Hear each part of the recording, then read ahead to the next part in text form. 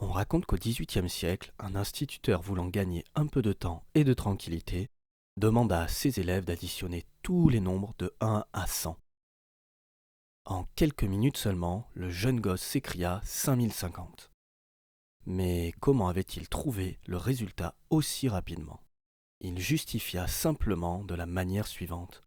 Je me suis aperçu que 1 plus 100 égale 101, 2 plus 99 égale 101, 3 plus 98 égale 101, et ainsi de suite. Le résultat des paires est toujours 101.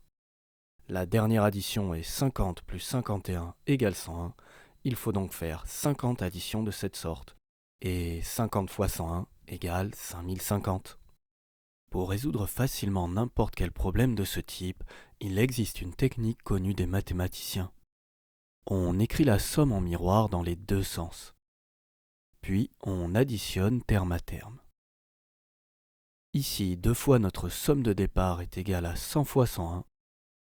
Donc notre somme de départ vaut 100 fois 101 divisé par 2.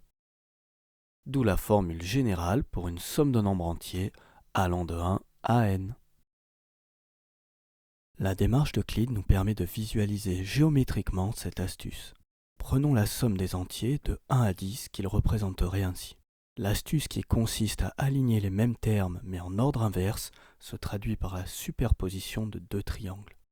10 se retrouve au-dessus de 1, 9 au-dessus de 2, et ainsi de suite. La somme des chiffres de chaque colonne est toujours 11. Nous avons donc un rectangle d'air 10 fois 11 égale 110.